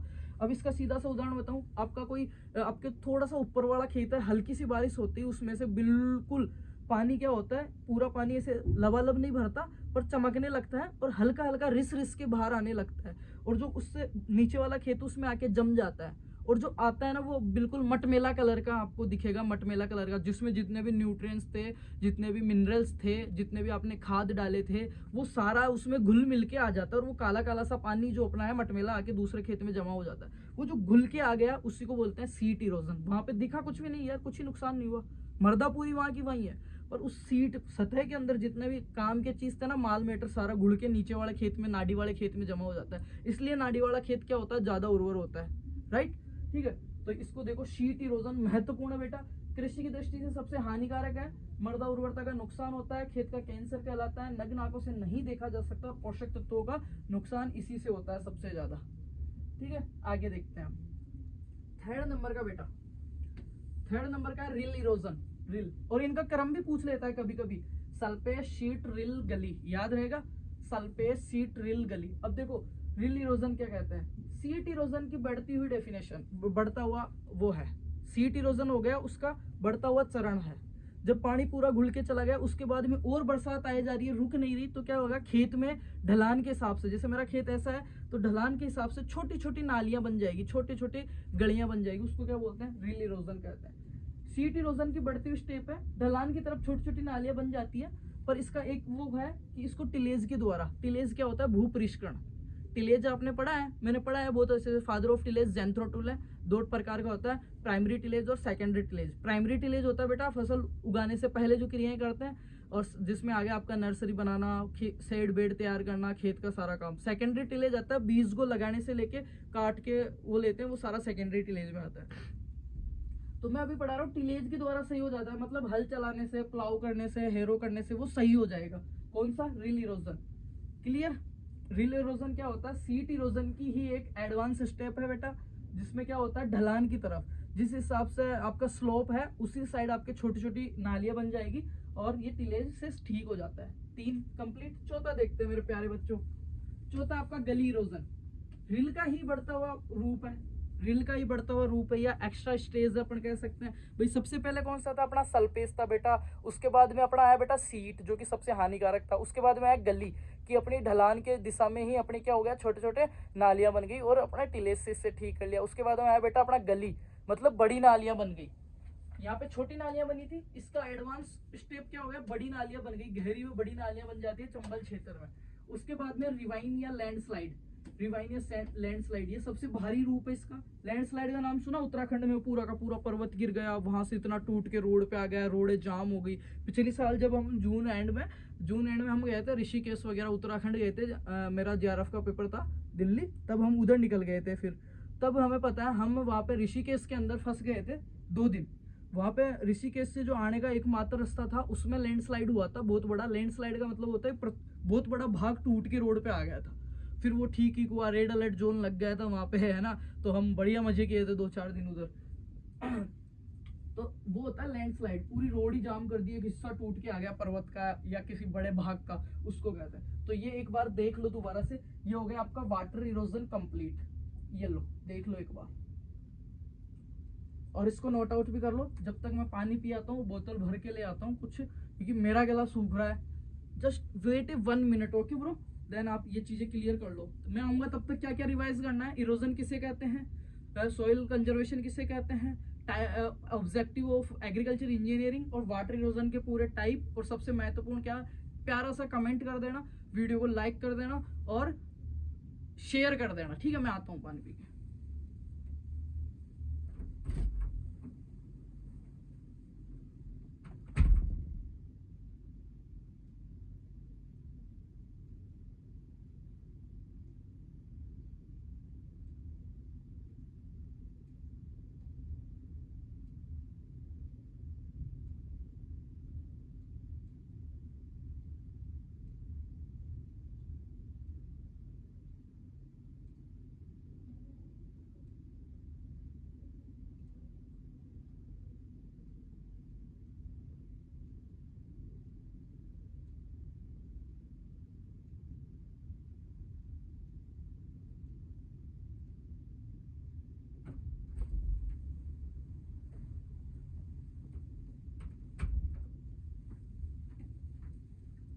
ठीक है, कर लिया होगा ना, 1-2 सेकंड और।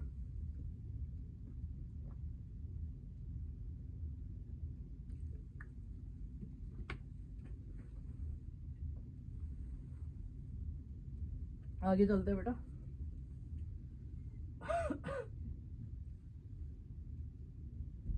दूसरा अपना एयर इरोजन। अब बातों ही बातों में पता नहीं चला होगा, 4-5 टॉपिक हो रहे हैं अपने। ये टॉपिक होती है अपना, ऐसे समझ लो ना, आधा सिलेबस हो जाएगा बेटा, है ना। Air erosion. अब एयर इरोजन की मेनली कितनी स्टेप्स हैं? एयर इरोजन किसे कहूंगा? ये सोइल है, ये सोइल पार्टिकल्स है, हवा के द्वारा क्या होएगा? सबसे पहले डिटेचमेंट होएगा। अटैचमेंट हो जाती है ना किसी से अपने को, अटैचमेंट, वो भी रोज नहीं है। अटैचमेंट से याद है मेरे को, बहुत सारे है, मेरे रूममेट को ही हो गई थी, ठीक है। और हो जाती है, ज्यादातर इंसान है इमोशनल टाइप का होता है, फीलिंग्स होती है, भावनाएं होती है, भावनात्मक रूप से होता है, किसी से जुड़ जाता है फिर अगला तोड़ देता है, तो वो अटैचमेंट होती है। कब? उसके नेचुरल मैटर से उसको अपने जैसा जब दिखता है तब उसको अटैचमेंट हो जाती है। और डिटेचमेंट कब हो जाती है बेटा? जब कोई और आ जाता है, राइट। मतलब one palace to another place वो शिफ्ट हो जाता है, देन अपने को डिटेचमेंट होती है ना। अदरवाइज नहीं लेना चीजों को समझाने के लिए। ये सोइल थी पूरी, ये था इसका सोइल पार्टिकल जो कि अपने नेचुरल मैटर से जुड़ा हुआ था। हवा आई, बहुत तेज हवा आई, ये क्या हुआ? सबसे पहले यहाँ से डिटेचमेंट हुआ, यहाँ से टूटा। फिर क्या हुआ? इस हवा के बहाव में बह के one palace to another palace इसका क्या ट्रांसपोर्टेशन हो गया। इसको मैं क्या कहूंगा? Air erosion. Air erosion. अब इसके टाइप्स पढ़ा रहा हूं मैं आपको, मेनली 3 टाइप्स का होता है बेटा। पहला है सस्पेंशन, पहला है सस्पेंशन या निलंबन। क्या होता है? निलंबन। दूसरा बेटा साल्टेशन या उच्छलन, और तीसरा बेटा surface creeping. Third surface creeping. 3 ही है और 3 मिनट में खत्म कर देंगे। सबसे पहला देखते हैं मेरे प्यारे, सबसे पहला है सस्पेंशन या निलंबन। कौन सा है? सस्पेंशन या निलंबन, सबसे पहला नंबर का। इसमें क्या होता है? 0.1 mm से छोटे, 0.1 mm से छोटे जो सोइल पार्टिकल्स है, वो जब क्या होता है, हल्की फुल्की आंधी आती है तो वो क्या होता है? निलंबन के रूप में, सस्पेंशन के रूप में अपने को एटमॉस्फेयर में उड़ते हुए दिखेंगे, जिससे हल्का हल्का अपने को देखा है कभी आंधी वगैरह आती है या चली जाती है आंधी, पूरी रात आंधी आती है भयंकर, और अपन सुबह उठते हैं तो पीला पीला सा दिखता है अपने को, धुंधला धुंधला सा। वो क्या होता है? सस्पेंशन होता है। हवा के अंदर क्या होता है? छोटे छोटे सोइल पार्टिकल उड़ रहे होते हैं। तो उड़ा कब भाई? पहले तो वो वहां से टूटा, वहां से डिटेचमेंट हुआ, फिर ट्रांसपोर्टेशन हुआ। अब वो उड़ रहा है, 1 दिन उड़ेगा, 2 दिन उड़ेगा, और जरूरी है कि उसी जगह आके टिकेगा, दूसरी जगह जाएगा। ट्रांसपोर्टेशन हो गया ना, तो वो हो गया क्या? हवा के द्वारा मृदा क्षरण हो गया, नुकसान हो गया अपना। आंधियों में सैकड़ों किलोमीटर तक चले जाते हैं, इससे कोई खास नुकसान नहीं होता है, बहुत छोटे कण होते हैं, 0.1। भाई यहाँ का कण उड़ा, जयपुर का कण उड़ा, मतलब झोटवाड़ा का कण उड़ा, वो जाके चला गया वैशाली नगर, वैशाली नगर का उड़ा, वो आ गया इधर। तो मतलब मैनेज रहता है, बिल्कुल 0.1 mm से छोटे कणों में होता है, इतना खास नुकसानदायक नहीं होता है। सेकंड नंबर का है, उसमें भी अपना सेकंड ही सबसे नुकसानदायक था। पहला क्या था? अपना स्प्लेस, और सेकंड था सीट इरोजन, नग्न आंखों से नहीं दिख रहा था, सबसे नुकसान था। इसमें भी दूसरा ही है सबसे हानिकारक बेटा। कौन सा है? साल्टेशन या उच्छलन। इसमें क्या होता है? 0.1 से 0.5 mm तक के कण, 0.1 से 0.5 mm तक के कण क्या करते हैं बेटा? उड़ते हैं। 0.5 mm तक के कण क्या होते हैं? हवा के द्वारा एक स्थान से दूसरे स्थान पे जाते हैं। सर्वाधिक अपरदन इसी में होता है, और 50 से 70% तक अपरदन इससे होता है, और सबसे हानिकारक है ये, राइट।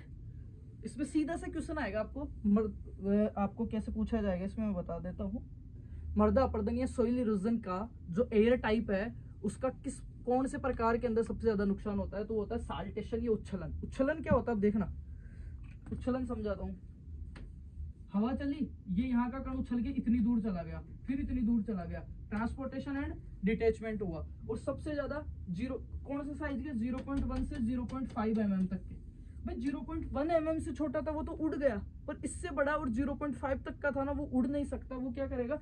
थोड़ी दूर उठेगा, फिर जाके गिर जाएगा, फिर उठेगा, फिर जाके गिर जाएगा। और 50 से 70% टोटल इरोजन का इसी से होता है, हानिकारक होता है बेटा। आगे चलते हैं, तीसरा सरफेस क्रीपिंग। शब्द से समझ में आ रहा होगा मेरे प्यारे, आ रहा है ना मेरा? शब्द से समझ में, सरफेस क्रीपिंग। इसमें क्या है? 0.5 mm से बड़े कण, 0. मोर देन साइज कितना रहेगा? 0.5। 0.5 mm से बड़े कण क्या करेंगे? लुढ़केंगे। सरफेस क्रीपिंग, सतह पर रेंगते हुए। जैसे ये 0.5 mm, ये देखो 3 पार्टिकल है, 3 पार्टिकल है, ये 0.1 mm से कम। जैसे ही आंधी आई, उड़ गया बेटा, दूसरी जगह चला गया, बिल्कुल छोटा कण था, ज्यादा नुकसान नहीं हुआ। इसको बोलते हैं सस्पेंशन या निलंबन, आंधी वगैरह में। उसके बाद में आया बेटा मेरे पास साल्टेशन या उच्छलन। 0.1 से बड़ा था पर 0.5 mm से छोटा था बीच का। तो ये क्या किया, यहाँ से उछला यहाँ पे गिरा, यहाँ से उछला यहाँ पे गिरा, सबसे ज्यादा नुकसान इसी में हुआ मेरा 50 से 70। थर्ड आता है बेटा मेरा 0.5 mm से बड़े, ये 0.5 mm से बड़ा पार्टिकल। ये अब क्या, ना तो हवा में उड़ सकता ना इतना इतना उठ सकता, ये क्या करेगा ऐसे रेंगता हुआ जाएगा, ज्यादा तेज आंधी आई ये यहाँ पे चला गया, यहाँ पे चला गया, यहाँ पे चला गया, यहाँ पे चला गया। ये 5 से 20% तक नुकसान करता है। और लुढ़क कर, सरफेस क्रिपिंग सबसे समझ में आ रहा है, सरफेस पे क्रिप करके रेंग कर। ओके, अब ये एक बार दोबारा देख लो, मेरे गले में हो गया दर्द।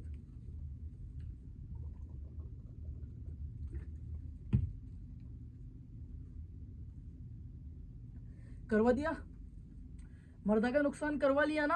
अब क्या करूंगा मैं, मर्दा का बचाव करूंगा। क्या करूंगा, सोइल कंजर्वेशन या मर्दा संरक्षण करूंगा। जैसे ही अपन सोइल कंजर्वेशन पूरा पढ़ेंगे, आपके बेटा 7 टॉपिक कंप्लीट हो जाएंगे इंजीनियरिंग की। जो 6 महीने से पढ़ रहे हो या पढ़ा रहे हैं आपको कॉलेज में, उसके 7 टॉपिक में कंप्लीट करवा दूंगा अगले कुछ मिनट में। यहाँ तक आया, समझ में आ रहा है ना? समझ में आ रहा है तो यार एक प्यारा सा कमेंट कर देना, मेरे को बहुत पॉजिटिविटी मिलती है। आज की तुम्हें स्टोरी बताऊं, मैं सुबह, कल मैंने ये बना लिए थे नोट्स, आज सुबह आके मैं आपकी क्लास लेता, पर मेरा क्या घर से फोन आ गया, GCI में मेरा भाई पढ़ता है छोटा, बोला उसकी तबीयत खराब हो रही है, कुछ सामान दवाई पकड़ाना है तो तू जा, हम नहीं आ सकते। भाई मेरा फास्ट था, फिर भी मैं गया धूप में, 8:30-9 बजे मैं निकला यहाँ से, सीकर गया, सीकर जाके उसका दवाई वगैरह सारा करवा के फिर मैं वापस बैठा वहाँ से, सिर्फ इस क्लास के लिए, वरना मेरे को और भी काम था, कुछ डॉक्यूमेंट्स वगैरह का, उसका GCI में जाके आना था, फीस वगैरह का। पर एक तो आपका पेपर, बहुत सारे बच्चों के मैसेज आए हुए थे, दूसरा मैंने तैयार कर ही लिया था मैं कि यार क्लास बनाने के लिए क्यों रोके। तो मैंने कैसे जैसे पापा को, घर वालों को, चाचा वगैरह को गोली दी कि मेरे को तो अर्जेंट काम है, आप बाद में करवा लेना वो काम। मैंने दवाई दे दी है, पकड़ा दिया है सामान, और मैं तो वापस आ रहा हूँ। मैं 12:30 के समथिंग वहाँ से वापस बैठा, यहाँ आया मैं चौंपुड़े उतर के, फिर से मतलब मेरे को टाइम हो गया था, 2-2:30 बज गए थे। फिर जाके थोड़ी देर मेरे को लगा थोड़ी देर सो लेते हैं, दोपहर में क्या ही क्लास बनाएंगे, गर्मी में मर जाएंगे। थोड़ी देर का मेरे को फिर आँख खुली मेरी 5:30-6 बजे, फिर मैं अब क्लास रिकॉर्ड कर रहा हूँ। और अभी तो इसके बाद में मेरे को 2 क्लास और रिकॉर्ड करनी है बैक टू बैक। एक तो आपका गेस पेपर, और मेरे को इससे कुछ भी नहीं मिलेगा। कितने, $1 या $2 मिलेंगे। $1 या $2 का मतलब पता है तुम्हें, 84 या लगभग 8 दूनी 16, 150 रुपए, वो भी आज नहीं 1 महीने बाद।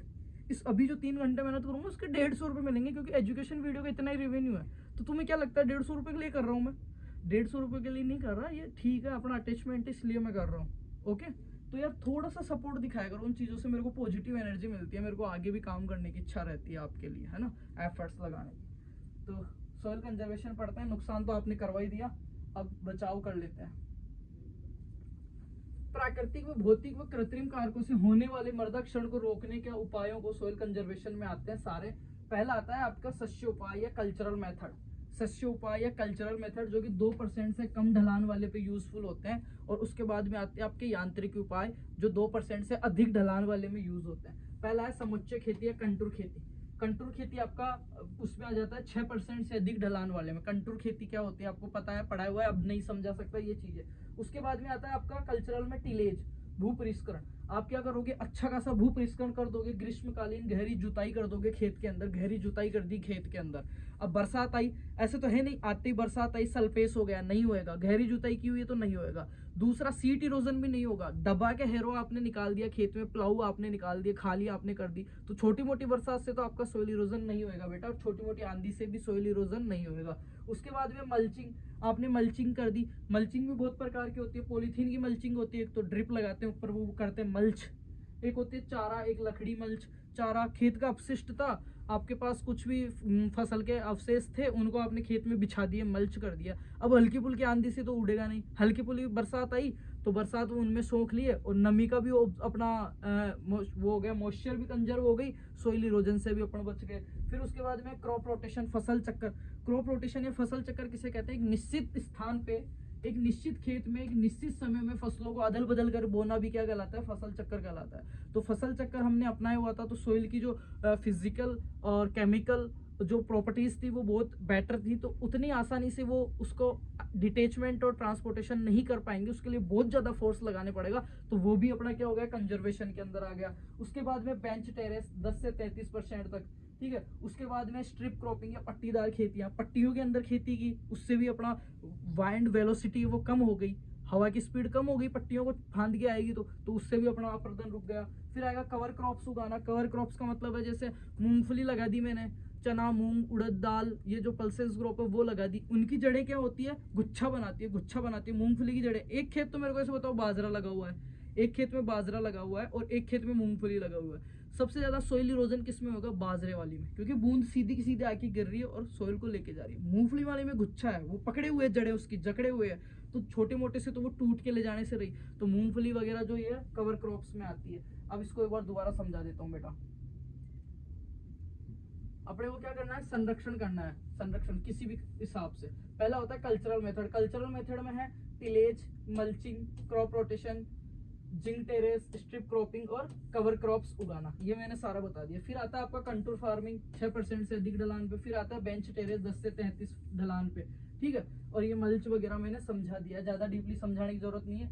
हेडिंग्स मैंने बता दिए, लिखना आपको आना चाहिए। उसके बाद में वायु प्रदूषण को कम करने के लिए, हाँ अगर हवा से, ये बहुत इंपॉर्टेंट लाइन बता रहा हूँ कंपटीशन एग्जाम के लिए भी और तुम्हारे लिए भी। वायु अप्रदूषण को कम करने के लिए वाइंड ब्रेक्स, वाइंड ब्रेक आपने हवा पट्टी, उनको क्या बोलते हैं यार, वायुरोधी वृक्ष पट्टिकाएं, वो बनाते हैं नॉर्थ वेस्ट साइड में, उत्तर पश्चिम दिशा में लगाते हैं हमेशा।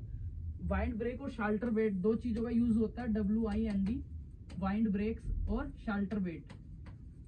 शेल्टर बेट, इन दोनों का यूज कहाँ पे होता है, वाइंड इरोजन को रोकने के लिए। और वाइंड जो ब्रेक जो है वो लगाते हैं नॉर्थ वेस्ट साइड में। किस साइड, नॉर्थ वेस्ट या उत्तर पश्चिम दिशा में लगाया जाता है बेटा। ये हो गया आपको सोइल कंजर्वेशन के मेथड्स हो गए। अब आता है मृदा अपरदन को प्रभावित करने वाले कारक। सोइल इरोजन को, ये पर्सन बहुत महत्वपूर्ण आपके पेपर में आएगा कल बेटा। सोइल इरोजन को इफेक्ट करने वाले कारक, मृदा अपरदन को प्रभावित करने वाले कारक, factor affecting to soil erosion. पहला है factor affecting to wind erosion. हवा के द्वारा अगर इरोजन हो रहा हो तो उसको क्या क्या प्रभावित करेगा, वेजिटेशन मतलब वानस्पतिक। एक तो है खाली खेत बेटा, एक है जिसमें कुछ ना कुछ फसल लगी हुई है, वेजिटेशन क्या हुआ है। तो इसमें क्या होगा, सोइल इरोजन ज्यादा होगा हवा के द्वारा, बजाय इसके इसमें क्या होगा, कम होगा। पहला कारक तो ये हो गया इफेक्ट। दूसरा वाइंड वेलोसिटी, मतलब हवा की तीव्रता बेटा, वाइंड वेलोसिटी, हवा की तीव्रता। तो वाइंड वेलोसिटी, अगर हवाएं तेज रहेगी, हवाएं तेज रहेगी तो सोइल इरोजन भी ज्यादा होएगा, हवाओं की स्पीड कम रहेगी तो सोइल इरोजन भी कम होएगा। तीसरा उसके बाद टाइप्स ऑफ सोइल, सोइल किस प्रकार की है। अगर रेतीली मृदाएं हैं, पार्टिकल पहले से सूखी मृदाएं हैं तो हवा आते ही उड़ जाएगा, काली मृदाएं तो हवा आते ही नहीं उड़ेगा। तो टाइप्स ऑफ सोइल भी इसको कहीं ना कहीं इफेक्ट करता है बेटा। ये हेडिंग ही है, factor affecting to wind erosion. पहला है वेजिटेटिव वानस्पतिक, दूसरा बेटा विंड वेलोसिटी और टाइप्स ऑफ सोइल। आगे देखते हैं factor affecting to water erosion, जल के द्वारा मृदा अपरदन को कौन कौन से कारक प्रभावित करेंगे वो। जय श्री राम।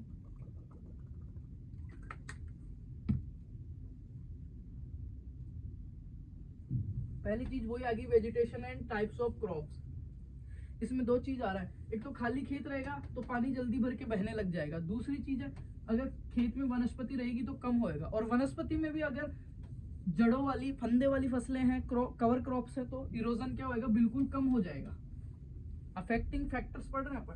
दूसरा स्लोप ऑफ फील्ड, खेत का ढलान कितना है वो भी प्रभावित करता है। अगर ज्यादा ढलान है तो थोड़ी सी बरसात आते ही पानी निकल जाएगा, और बिल्कुल फ्लैट है तो बरसात आके पानी उधर ही भर जाएगा, लिचिंग हो जाएगी पर वो नहीं होएगा, सोइल के पार्टिकल्स का नुकसान नहीं होएगा। तो स्लोप ऑफ फील्ड।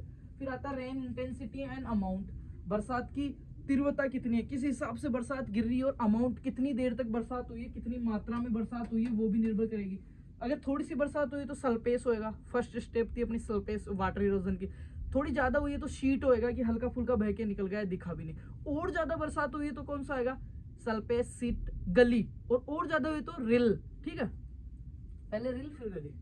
और टाइप्स ऑफ सोइल, ये भी बहुत ज्यादा टाइप्स ऑफ सोइल। और ट्रोफोग्राफी जो है उसकी, ट्रोफोग्राफी वो भी बहुत ज्यादा उसकी लैंडस्लाइड के लिए या वाटर इरोजन के लिए महत्वपूर्ण है कि किस प्रकार की मृदाएं। काली मृदाएं हैं तो उसमें क्या होगा, कम होएगा। और अगर और मृदाएं, काली मृदाएं पानी को सोख लेती है, कम इरोजन होता है, भरा रहता है, कट के नहीं जाती, देखा होगा आपने, है ना। तो ये है आपके affecting factor affecting to water erosion, याद रहेगा, एक बार देख लो और आपके नोट्स में इनको पढ़ लेना। अब वन शॉट क्लास में जितना हो सकता है यार मैं कवर करने की कोशिश कर रहा हूँ, है ना। फिर भी बहुत सारा हमने कवर किया है, ऐसी बात नहीं है। हरे कृष्णा।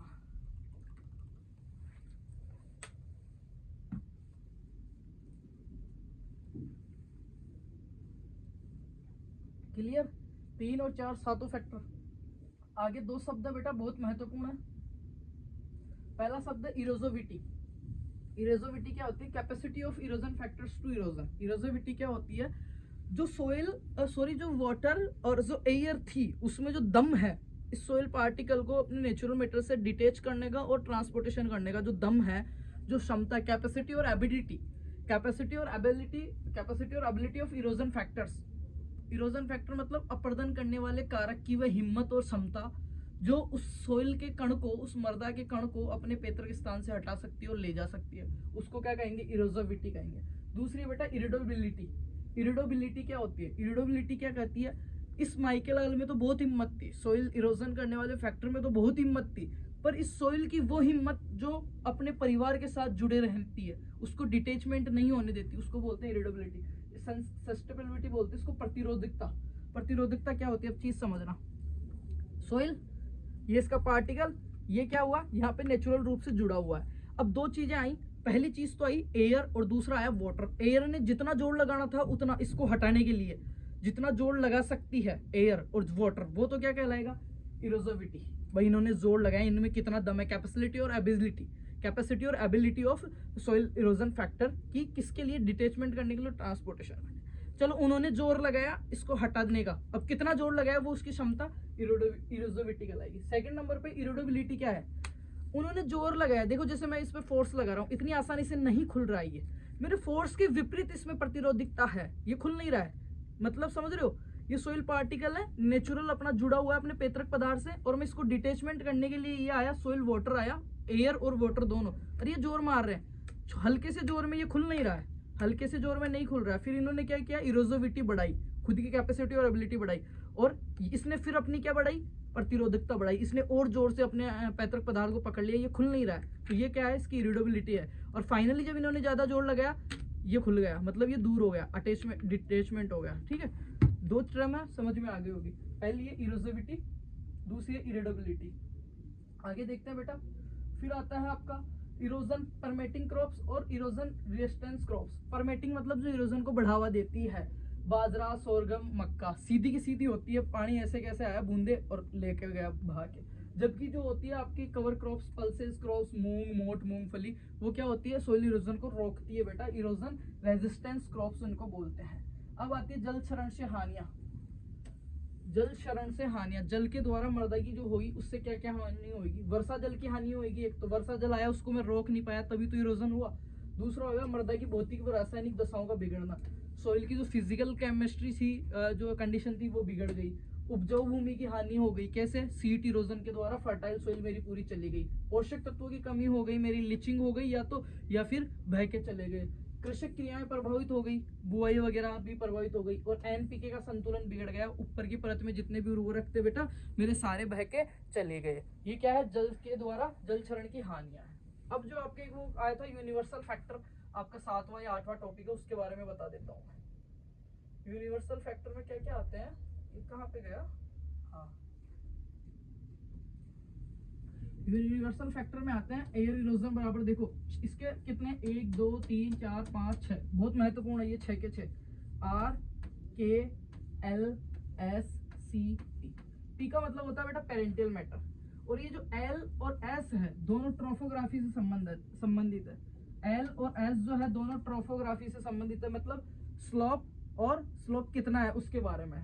आर का मतलब होता है यहाँ पे रेनफॉल, और के का मतलब होता है बेटा यहाँ पे क्या? सोइल इरिडोबिलिटी। सोइल इरिडोबिलिटी यूनिवर्सल इसको इसलिए कहते हैं, ये क्या है इसको समझना। और बरसात और सोइल इरिडोबिलिटी का मतलब क्या हुआ? वो क्षमता इसके विपक्ष में, किसके? सोइल इरोजन फैक्टर के विपक्ष में खुद को जोड़े रखने की प्रतिरोधक क्षमता जो इरिडोबिलिटी कहलाती है। ठीक है, के का मतलब ये होता है, बहुत महत्वपूर्ण है। एल का मतलब होता है यहाँ पे आपका जो स्लोप है उससे संबंधित है, एल और एस ट्रोफोग्राफी से। ठीक है, और ये क्रॉप कैनोपी से हो गया, और पी आपका हो गया कि पेरेंटल मैटर से। ये सारे कारक किसको प्रभावित करने वाले हैं? वाटर इरोजन जो आपका है, एयर इरोजन जो है उसके लिए है। ठीक है, तो इसमें मेनली पूछा जाता है कि यहाँ पे के का मतलब क्या है, ट्रोफोग्राफिकल फैक्टर कौन से हैं? एल और एस है। पेरेंटल मैटर मतलब पी होता है, आर मतलब रेन होता है। ठीक है, और क्या है ये? यूनिवर्सल फैक्टर्स है अपना। आगे देखिए बेटा, अब आता है आपका 11वां और 12वां टॉपिक जो इरिगेशन से संबंधित है। उसके बाद भी अपन पढ़ेंगे पंप के बारे में और आपकी पूरी इंजीनियरिंग खत्म मेरे प्यारे बच्चे। ठीक है, अब देखते हैं इरिगेशन या सिंचाई किसे कहते हैं। सबसे पहले सिंचाई किसे कहते हैं? बरसात आ गई तो सिंचाई थोड़ी हो गई। सिंचाई कहते हैं कृत्रिम रूप से पौधों को पानी देने की जो क्रिया है वो सिंचाई कहलाती है। आर्टिफिशियल रूप से पौधों को प्रोवाइड करवाते हैं ना, उनके वाटर डिमांड के हिसाब से, उनके वाटर रिक्वायरमेंट के हिसाब से उनको पानी जो प्राप्त किया जाता है उसको क्या कहते हैं? अपन इरिगेशन कहते हैं। पहली अपनी दी हुई इसमें ड्रिप और दूसरी है फव्वारा, और दोनों को मैं 2 मिनट में करवाने वाला हूँ। दिल थाम के, बहुत प्यार से, कभी नहीं भूलोगे। गले में दर्द हो गया यार। ठीक है, सूक्ष्म सिंचाई विधियों में आती है ड्रिप विधि, इसको बोलते हैं बूंद बूंद सिंचाई विधि या टपका विधि भी इसको बोला जाता है। इसका खोज करता है सिमचा ब्लास, जो कि इजराइल से विकसित है। बेटा कौन है? सिमचा ब्लास है, इजराइल से विकसित है। इसमें जल की बचत होती है 50 से 70%, बहुत महत्वपूर्ण है। इसकी जो वाटर यूज इफिशियंसी होती है, जल उपयोग दक्षता, वो मिलती है बेटा 80 से 90%। दोनों में अंतर समझना। पानी की बचत होना और जो पानी हम दे रहे हैं उसका कितना % यूज हो रहा है। पहली चीज मैंने लिखी है पानी की बचत होना। पानी की बचत होती है ड्रिप में 50 से 70%। और पानी की यूज की इफिशियंसी दक्षता, मतलब सीधा जड़ में जाके गिर रहा है बूंद बूंद, देखा, ये इसको बोलते हैं इफिशियंसी। ये जो बेकार हो गया पानी वो नहीं, ये यहाँ पे गिरा और ये पौधा कितना इसको यूज कर रहा है उसको इफिशियंसी। तो इसमें जितना पानी अपन लगाते हैं उसका लगभग 80 से 90% पानी यूज होता है, वो हो गई इसकी इफिशियंसी, उसको कहते हैं बेटा दक्षता। समझ गए? जल बचत होती है 50 से 70, वाटर यूज इफिशियंसी होती है 80 से 90। मुख्यतः सब्जियों और फल वृक्षों में यूज किया जाता है। हॉर्टिकल्चर क्रॉप्स एंड जो आपकी सब्जियां हैं उसमें इसका मुख्यतः यूज किया जाता है। लवणीय व क्षारीय जल का आसानी से यूज कर सकते हैं इसमें, क्योंकि लवणीय और क्षारीय जल का अगर फव्वारे में यूज करेंगे, ऐसे ऊपर डालेंगे तो ये लवण जम जाएगा और वो नुकसान करेगा। पर इसको सीधा अगर मैं जड़ में डालूंगा तो ज्यादा नुकसान नहीं करेगा। अब 2 टर्म होती है बेटा, फर्टिगेशन और हर्बिगेशन, इनको समझ लेना। एक तो होती है फर्टिगेशन, एक होता है हर्बिगेशन। फर्टिगेशन का मतलब होता है फर्टिलाइजर, मतलब उर्वरक प्लस सिंचाई जल। उर्वरक और सिंचाई जल को एक साथ देते हैं, उसको कहते हैं फर्टिगेशन। अब मेरे को एक चीज बताओ, उर्वरक जो है वो पौधे के पत्तों पे देंगे या जड़ में? अपन देंगे जड़ में। ठीक है, जड़ में देंगे उर्वरकों को। और ड्रिप के द्वारा पानी भी कहाँ पे जाता है? जड़ में। अब क्या करते हैं, जो घुलने वाले सोल्यूबल जो आपके फर्टिलाइजर्स हैं, कोई भी कैल्शियम देना है, बोरोन देना है, तो अपन क्या करेंगे, उसको पानी में घोल के सिंचाई जल के साथ भेज देंगे और वो सीधा पौधे की जड़ में चला जाएगा उस पानी की बूंद के साथ। उसको क्या कहेंगे अपन? फर्टिगेशन कहेंगे। और उसके लिए सबसे बेस्ट विधि कौन सी है? ड्रिप। ड्रिप सबसे बेस्ट है फर्टिगेशन के लिए। अब दूसरी चीज होती है बेटा हर्बिगेशन। हर्बिगेशन किसको कहते हैं? सिंचाई जल के साथ में क्या देना, आपके जितने भी शाकनाशी हर्बिसाइड है, वो खरपतवारों को मारने के लिए, तो वो जड़ में थोड़ी देंगे, वो देंगे अपन उनको स्प्रे के रूप में।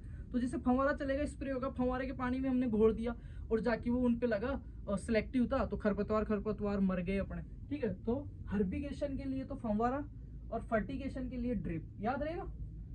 आगे देखते हैं, ड्रिप का हृदय किसे कहेंगे? ई मीटर्स को कहेंगे। और एक ई मीटर क्या करता है? 1 घंटे में 1 से 4 लीटर पानी डिस्चार्ज करता है बेटा।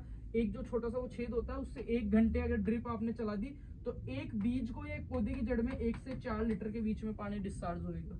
ठीक है, और इसमें इष्टतम जो दबाव रखते हैं, प्रेशर, वो रखते हैं 1.5 से 2.5 kg पर सेमी स्क्वायर। ठीक है, ड्रिप में प्रेशर कितना रखते हैं? 1.5 से 2.5 रखते हैं। अब आते हैं इसके लाभ और हानि, जो मैं बता नहीं सकता क्योंकि बोलने की हिम्मत नहीं बची है। गैस पेपर बनाने के लिए भी एनर्जी रखनी है। मैं सुबह से भूखा हूँ, एक पपीता शेक पिया है बस। ठीक है, शेक नहीं, सादा जूस। शेक मेरे को अच्छा नहीं लगता है ना। अब आगे देख लो, लाभ हानि तुम पढ़ जाना, प्रश्न आ सकता है। फव्वारा सिंचाई विधि इजराइल से विकसित है। सर्वाधिक फव्वारे हैं भारत की बात करें तो हरियाणा में है, राजस्थान की बात करें तो झुंझुनू में है। इसमें जल की बचत होती है 25 से 50, वहां पे हो रही थी 50 से 70 ड्रिप के अंदर। इसमें जो यूज इफिशियंसी है वो 50 से 60, लगभग आधे से ज्यादा पानी इसमें यूज हो जाता है, पर उड़ भी जाता है इसमें। ठीक है, और वहां पे कितनी थी? 80 से 90, 70 से 90 थी। 50 से 60% इसकी दक्षता है। दबाव इसमें रखते हैं 2.5 से 4, 2.5 से 4 रखते हैं। उधर कितना था? 1.5 से 2.5 था। नोजल को हृदय कहते हैं। फव्वारा विधि का हृदय नोजल, वहां पे ड्रिप विधि का हृदय ई मीटर्स को। 13 से 15 किलोमीटर 13 से 15 किलोमीटर पर हावर की स्पीड से अगर ज्यादा हवाएं चल रही है तो पानी, फव्वारे का पानी इधर उधर जाएगा, अच्छे से यूज इफिशियंसी नहीं आएगी। इसलिए फव्वारा रात को यूज करते हैं, क्योंकि रात में हवाएं थोड़ी कम तेज चलती है, गर्मी कम पड़ती है, तो नुकसान कम होता है और अच्छी यूज इफिशियंसी अपने को मिलती है बेटा। और क्या फायदा है, पाला लू आदि से बचाने के लिए उपयोग किया जाता है। अगर अधिक लू पड़ रही है तो भी हल्का फुल्का फव्वारे से सिंचाई कर दो, टेम्परेचर 2 डिग्री लो आ जाएगा खेत का। अधिक ज्यादा पाला पड़ रहा है तो भी सिंचाई करके टेम्परेचर अपन बढ़ा सकते हैं। इसके लाभ और हानि आप पढ़ लेना बेटा, लाभ और हानि मैं नहीं बता रहा। अब आता है क्यूसेक। क्या आता है क्यूसेक? क्या होता है? पानी के बहाव को मापने वाली की इकाई है क्यूसेक। एक क्यूसेक का मतलब होता है 28.32 लीटर पानी प्रति सेकंड। एक क्यूमेक, सेक का मतलब होता है 28.32, क्यूमेक मतलब 1000 लीटर पानी, और एक हेक्टेयर एमएम का मतलब होता है 10,000 लीटर। ठीक है। पार्सल फ्लूम क्या होता है? जल की मात्रा को मापने में यूज किया जाता है। वी नोच जो होता है बहते हुए पानी को 90 डिग्री का कोण का ऐसा यंत्र होता है जो नहरों वगैरह जो है आपके कैनाल्स हैं उनमें पानी को मापने के काम में आता है, वी नोच नहर वगैरह में। फिर आता है नमी व जल संरक्षण। नमी संरक्षण और जल संरक्षण, वाटर हार्वेस्टिंग टेक्नोलॉजीज के बारे में अपन पढ़ने वाले हैं बेटा। अब ज्यादा टाइम नहीं हुआ है अभी।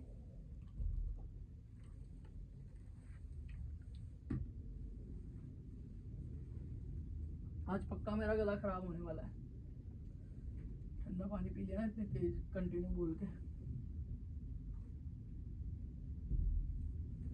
नमी संरक्षण व जल संरक्षण, water harvesting and technologies. Water harvest किसे कहेंगे? वर्षा के मौसम में जब अधिक वर्षा होती है तो अतिरिक्त बहते जल को किसी निश्चित स्थान पर संग्रहण करके जब आवश्यकता हो तो उसको यूज करते हैं। बहुत तेज बरसात आई, अपने छत वत का सारा पानी पाइप से लाके हमने एक कुंडी में, एक पौंड में, एक होद में डाल दिया, और जब अपने को जरूरत पड़ी तब उसका यूज कर रहे हैं, उसको क्या कहेंगे अपन? वाटर हार्वेस्ट करते हैं। दूसरा होता है बेटा वाटर ड्रेनेज। ड्रेनेज मतलब जल निकास। मृदा सतह या जो अपना खेत उसमें आवश्यकता से अधिक पानी भर गया उसको बाहर निकालते हैं, उसको बोलते हैं वाटर ड्रेनेज या जल निकास बोलते हैं बेटा। देखो मृदा सतह या खेत में आवश्यकता से अधिक जल को कृत्रिम रूप से बाहर निकालना जल निकास कहलाता है। फिर आता है water harvesting technologies. Water harvesting technology, harvesting किसको कह रहे थे? आवश्यकता से अधिक बरसात हो गई या जो बहता हुआ जल था उसको इकट्ठा करके मैंने बाद में यूज करने के लिए संग्रहण कर लिया, उसको कहूंगा मैं वाटर हार्वेस्टिंग कहूंगा। वाटर हार्वेस्टिंग टेक्नोलॉजीज अपन पढ़ने वाले हैं बेटा। पहली है इन सीटू, दूसरी है एक्स सीटू। इन सीटू का मतलब होता है खेत की खेत में कुछ ऐसी विधियां अपनाएंगे कि आवश्यकता से अधिक वर्षा जल वहीं पे रुक जाएगा खेत में, उसको बोलते हैं इन सीटू। जैसे ये खेत है और खेत में ऐसे कुछ काम कर दिए कि खेत में ही रुक गया, वो आवश्यकता से अधिक जल बाहर गया नहीं, उसको बोलते हैं इन सीटू। दूसरा होता है एक्स सीटू। अपने छत वगैरह का पानी था वहां के वहीं नहीं रोक सकते, खेत का पानी ज्यादा भर गया वहां के वहां नहीं रोक सकते, उसको पाइप लगा के खेत से बाहर कहीं दूर खोद बना के उसमें रख दिया, उसको बोलते हैं एक्स सीटू। ठीक है। एक्स और इन सीटू देखते हैं, मेड़बंदी करके खेत के चारों तरफ मेड़बंदी कर दी, पानी इसी में भर गया, अंदर चला गया, नमी संरक्षण हो गया। ढलान के विपरीत जुताई करके, मेरे खेत का ढलान इधर था, मैंने इधर से जुताई कर दी, बड़े बड़े कटान लगा दिए तो इनमें भर जाएगा, जाएगा नहीं पानी। फसल अवशेषों का यूज करके, इसमें मैंने क्या डाल दिया? फसल अवशेष, जो अपने क्रॉप रेड्यूस था वो मैंने डाल दिया। गहरी जुताई कर दी गर्मियों में, उससे भी हल्की फुल्की बरसात आई तो पानी सोख लिया गया, नुकसान नहीं हुआ। ये हो गया बेटा इन सीटू। एक्स सीटू में हो गया मकान की छतों वगैरह में। अब सीधी बात बताऊं, मेरे बोलने की बिल्कुल हिम्मत नहीं है। पंप वाला आपका थोड़ा सा पोर्शन रहता है, 2 प्रकार के पंप होते हैं, 3 प्रकार के, सेंट्रल फ्यूगल वगैरह, वो थोड़ा सा रह रहा, आप पढ़ लेना बेटा, गेस्ट पेपर में दे दूंगा। बाकी सभी को बहुत सारा प्यार, बेस्ट ऑफ लक। उम्मीद करता हूँ ये क्लास आपके 6 महीने या कॉलेज में प्रोफेसर थे नहीं थे तो उनके लिए बहुत बेनिफिशियल रही होगी। बाकी मैं गेस्ट पेपर प्रोवाइड करवाता हूँ। Thank you so much and love you all. करूँ खत्म? ठीक है बेटा, शेयर वगैरह कर देना सही में यार, मेरे को कुछ नहीं चाहिए तुमसे, बस थोड़ा सा अच्छा फीडबैक दिया करो, है ना। Okay, love you, thank you.